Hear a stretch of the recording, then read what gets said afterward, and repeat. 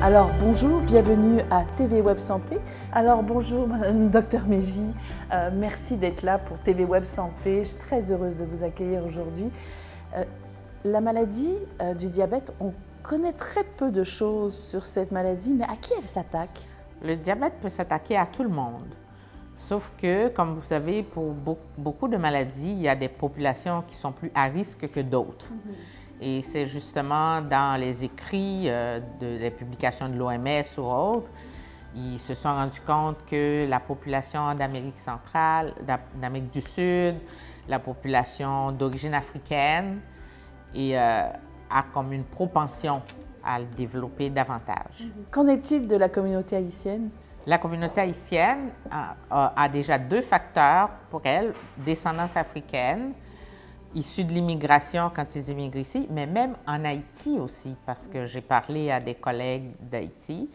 Et la prévalence est aussi, comme l'OMS l'a décrit dans ses publications. Les Haïtiens mangent très salé et très sucré. Est-ce que c'est vrai? Oui, en général, nos mets de base sont faits de plusieurs types d'hydrates de carbone.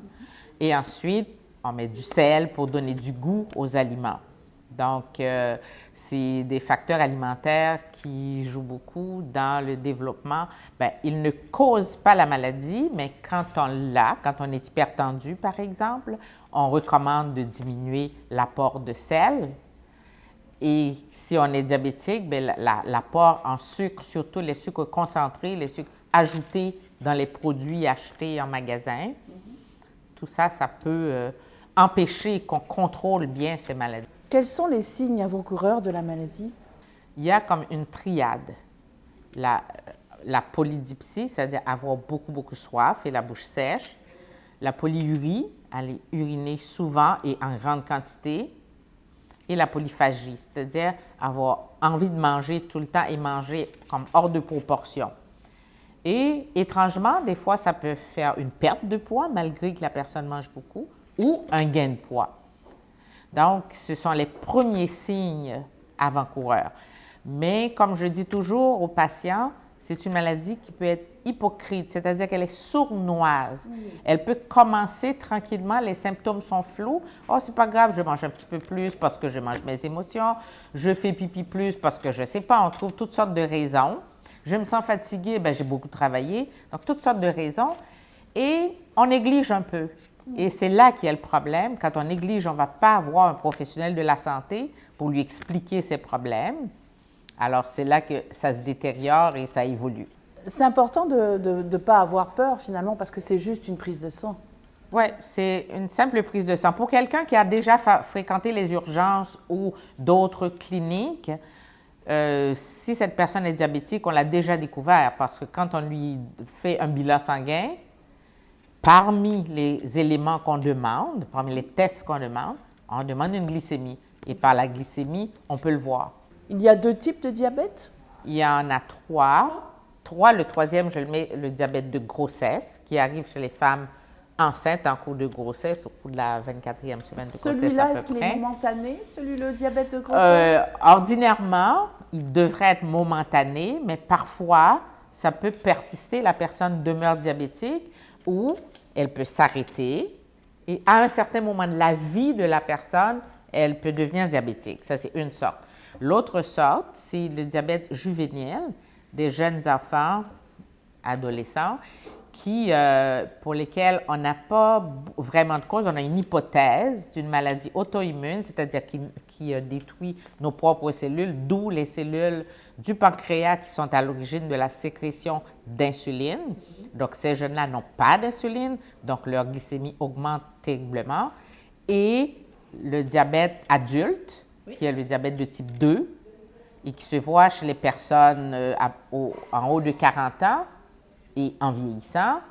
Cependant, les statistiques actuelles démontrent qu'avec l'épidémie, je pourrais dire, d'obésité chez les jeunes, on peut commencer à avoir le type 2 plus tôt. Est-ce que le diabète de grossesse, est-ce que c'est un diabète qui est momentané? Alors, il y a beaucoup de complications. Un diabète qui évolue pendant 10 ans ou 15 ans et que l'on n'a rien fait pour s'aider, mais on commence à avoir les complications oculaires. Il y a une atteinte de la rétine de l'œil. Et là, ça commence à se détériorer. Et si on le néglige encore, pour arriver jusqu'à la cécité. D'ailleurs, c'est une des causes majeures de cécité chez les personnes diabétiques. Ensuite, on a les vaisseaux sanguins qui deviennent plus durs. L'artériosclérose s'accélère au lieu qui va lentement, comme chez une personne qui vieillit normalement, elle s'accélère.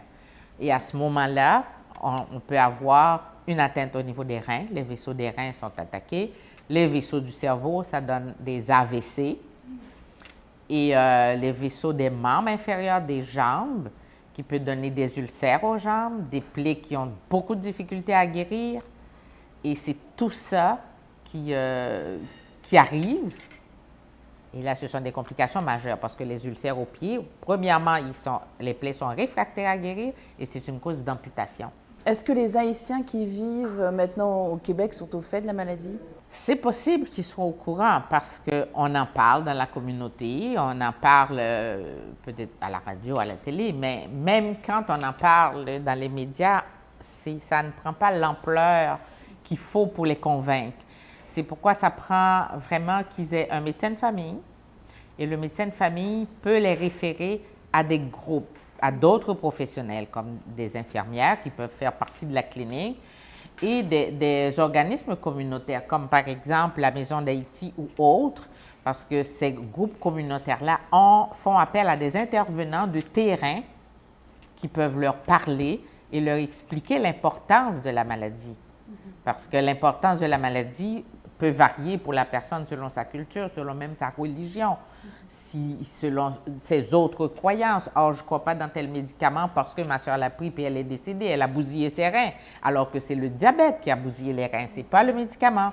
Donc, c'est des situations comme ça prend vraiment des gens de terrain pour leur expliquer. Est-ce que les gens ont peur? Leur peur, d'abord, je ne pense pas qu'ils aient peur. Ils disent, écoutez, moi, si je prends mes infusions, je vais être bien. Ça, c'est une partie des croyances. Pourquoi je dois prendre beaucoup de médicaments?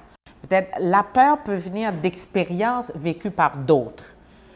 Une qui disait qu'elle avait pris des médicaments, puis les médicaments ont bousillé ses reins, donc elle a fait une insuffisance rénale, elle tombe en dialyse. Donc, l'histoire est grosse quand on doit l'emmener en dialyse 2 fois par semaine, 3 fois par semaine ou quelque chose comme ça. Donc, ça marque cette personne-là, c'est une de ses peurs. Ou quelqu'un de la famille ou des amis qui se sont fait amputer la jambe à cause d'un ulcère avec de la gangrène et tout ça. Ça aussi, ça fait peur, ça marque la personne. Donc, c'est tout ça qui engendre les peurs. Mais en général, c'est toujours l'esprit magique. Ah, je suis capable de gérer ça. Ah, c'est pas grave, je n'ai pas besoin de prendre des médicaments, je marche, je fais des exercices.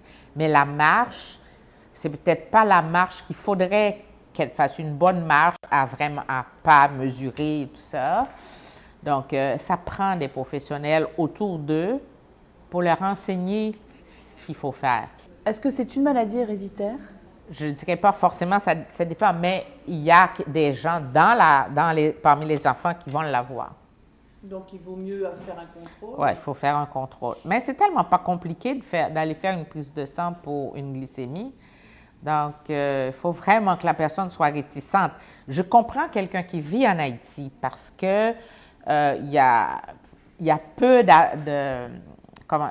de publicité qui est faite là-dessus, à part les organismes qui s'en occupent. OK? Et il y a le manque d'argent, les distances à parcourir pour aller faire ça c'est Haïti. Mais ici, ce ne sont pas des obstacles, même si les obstacles étaient comme ça pour eux quand ils étaient en Haïti, mais rendus ici, ces obstacles-là tombent. Alors, il faut faire un contrôle. Ah oui. Le médecin de famille peut faire le diagnostic, peut faire le suivi de son diabète, et peut faire une entente avec une infirmière. Maintenant, il y a les infirmières spécialisées, les IPS-PL, qui peuvent assurer le suivi parallèlement au suivi du médecin.